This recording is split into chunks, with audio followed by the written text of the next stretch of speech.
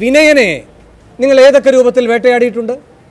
സംഘടന എന്ന ബലം വെച്ചുകൊണ്ട് നിങ്ങൾ ഏതറ്റം വരെ നിർവീര്യമാക്കാൻ നോക്കിയിട്ടുണ്ട്? നടൻ എന്ന നിലയിൽ തിലകനെ ഏതറ്റം വരെ വേട്ടയാടിയിട്ടുണ്ട്? ആ മഹാനടന് ഈ കേരളത്തിലെ ഉത്സവപ്പറമ്പുകളിൽ വീണ്ടും പോയി ഈ മഴയും ഈ തണുപ്പുമെല്ലാം ഏറ്റ് ജീവിക്കുവാൻ വേണ്ടി വീണ്ടും നാടക വേഷത്തിലേക്ക് തന്നെ പോകേണ്ടി വന്നത് എങ്ങനെയാണ്? അപ്പോൾ നിങ്ങൾക്ക് ഒരാളെ തള്ളിപ്പറയാനുള്ള വിധമറിയാം, അയാളെ വഴിയാധാരമാക്കാനുള്ള നിങ്ങളുടെ പ്രാവീണ്യം നിങ്ങൾ തെളിയിച്ചിട്ടുള്ളതാണ് കേരളത്തിൽ. അതിൽ നിങ്ങളെല്ലാവരും ഒറ്റക്കെട്ടായിരുന്നു. ഇതിൽ എന്തെങ്കിലും അന്വേഷണം നിങ്ങൾ ഒരു നിമിഷം നിങ്ങൾ എന്തെങ്കിലും അന്വേഷണം നടത്തിയിട്ടായിരുന്നു? ഒരു നിമിഷം നിങ്ങൾ അന്വേഷണം നടത്തിയിട്ടായിരുന്നോ? ഒരു നിമിഷം വിനയനെയും തിലകനെയും നിങ്ങൾ വഴിയാധാരമാക്കിയത് അല്ലല്ല, വഴിയാധാരമാക്കിയത് ഏതെങ്കിലും കണ്ടെത്തലുകളുടെ അടിസ്ഥാനത്തിലാണോ? ഏതെങ്കിലും അന്വേഷണം നടത്തിയതിന്റെ അടിസ്ഥാനത്തിലാണോ? അല്ല, നിങ്ങൾക്കെതിരെ തിരിഞ്ഞു, നിങ്ങൾ അവരെ ഒറ്റപ്പെടുത്തി സംഘബലം കൊണ്ട്.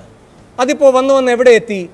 നിയമത്തെ വെല്ലുവിളിച്ചുകൊണ്ട് കാര്യങ്ങൾ ചെയ്താലും സംഘടനയുടെ ബലമുള്ളതുകൊണ്ട് നിന്ന് പിഴയ്ക്കാൻ പറ്റുന്നു. നാദിർഷയ്ക്കായാലും ദിലീപിനായാലും നിങ്ങളുടെ സംഘടനയിൽ പദവികൾ വഹിച്ചുകൊണ്ട് ശ്രീ നിഷാദ്. എന്നിട്ട് ആത്മവിമർശനം നടത്തുന്നു, കുറ്റക്കാരെ പിടികൂടാമെന്ന ഭംഗിവാക്ക് പറയുന്നു ശ്രീ നിഷാദ്. അങ്ങനെ ഒരിക്കലും പറയരുത് വേണു. കാര്യം വേണു പറയുന്നതിനെ എല്ലാത്തിനെയും നമുക്ക് അംഗീകരിച്ചു കൊടുക്കാൻ പറ്റത്തില്ല. കാര്യം എൻ്റെ അഭിപ്രായങ്ങൾ വേണു പറയുന്നത് അഭിപ്രായങ്ങളെല്ലാം കൂടി എനിക്കങ്ങ് വിഴുങ്ങാൻ പറ്റത്തില്ല. തിലകൻ എന്ന മഹാനടൻ എൻ്റെ എല്ലാ സിനിമകളിലും അഭിനയിച്ചിട്ടുള്ളതാണ്. ഈ പറയുന്ന വിലക്കുകൾ ആരെങ്കിലും കൽപ്പിച്ചിട്ടുണ്ടെങ്കിൽ പോലും ആ വിലക്കുകളെ മറികടന്നുകൊണ്ട് തിലകനെ അഭിനയിപ്പിച്ച ആളാണ് ഞാൻ. എൻ്റെ സിനിമകൾ കണ്ടാൽ നിങ്ങൾക്കറിയാം. അപ്പൊ അതുപോലെ തന്നെ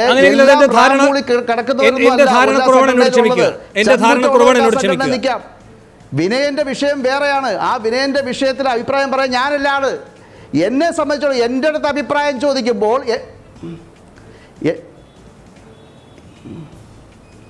പറഞ്ഞോളൂ. ഇപ്പൊ വീണ്ടും വിലക്കുകൾ വന്നിരിക്കുകയാണ്. അല്ലല്ല, ഒരു നിമിഷം ബൈജു, നിഷാദ് ഒന്ന് പൂർത്തിയാക്കിക്കോട്ടെ. അങ്ങ് തിലകന് അവസരം നൽകിയിട്ടുണ്ട് എങ്കിൽ അതിന്റെ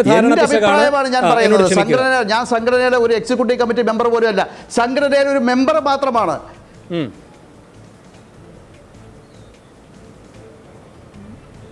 ഇതിൽ ക്ഷമയുടെ ആവശ്യമൊന്നുമില്ല. ഞാൻ എൻ്റെ അഭിപ്രായം പറഞ്ഞതേ ഉള്ളൂ. അതായത് തിലകൻ ചേട്ടൻ എൻ്റെ എല്ലാ സിനിമകളിലും അഭിനയിച്ച വ്യക്തിയാണ്. എൻ്റെ പകലെന്ന് പറഞ്ഞ സിനിമ നടക്കുമ്പോഴത്തേക്കിന് അപ്രഖ്യാപിത വിലക്ക് തിലകൻ ഉണ്ടായിരുന്നെന്ന് പലരും പറഞ്ഞു.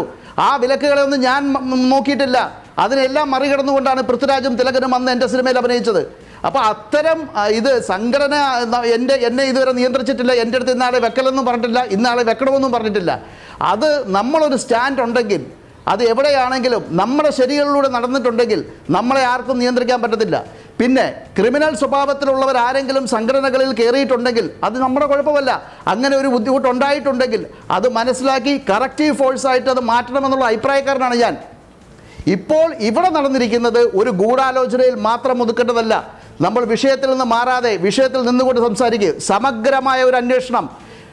ആക്രമിക്കപ്പെട്ട സഹോദരിക്ക് നീതി കിട്ടണം. അത് ഒരു ഗൂഢാലോചനയിൽ മാത്രം നിർത്തിയിട്ട് കാര്യമില്ല.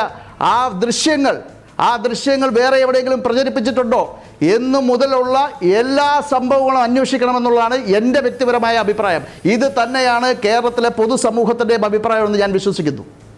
ശരി ബൈജു, താങ്കൾക്ക് തുടരാം. ഇപ്പൊ പുതിയ വിലക്കിന്റെ സാഹചര്യമാണ് താങ്കൾ പറയുന്നത്.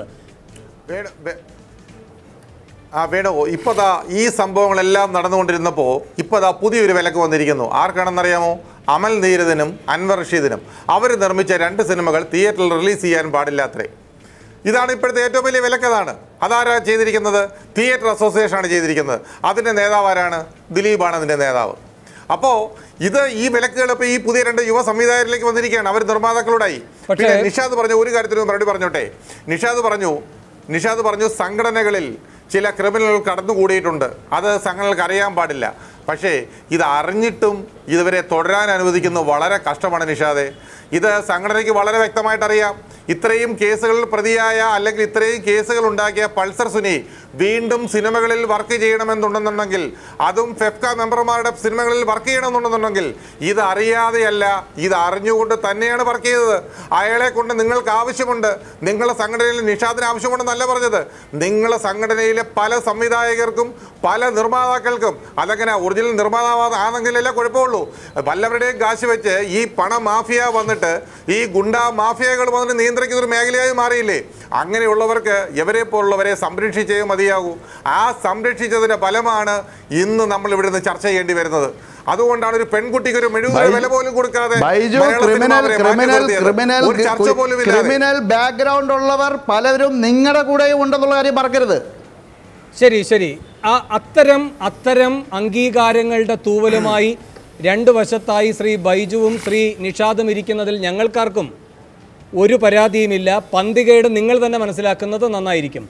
ശ്രീ കെ സുരേന്ദ്രൻ, ഈ ADGP ഇങ്ങനെയൊക്കെ പ്രവർത്തിച്ചു എന്ന് പറയുന്നു, ഇത് അന്വേഷിക്കപ്പെടേണ്ടേ? കാരണം രണ്ടാമത്തെ പ്രധാനപ്പെട്ട ഘട്ടമുണ്ട് താങ്കൾ പറയുന്നത്, ഈ 120B. ശ്രീ സുരേന്ദ്രൻ, ഈ 120B എന്ന് പറയുന്നതിലേക്ക് കാര്യങ്ങൾ നടക്കുന്നത് എവിടെയാണ്? ജയിലിനകത്താണ്.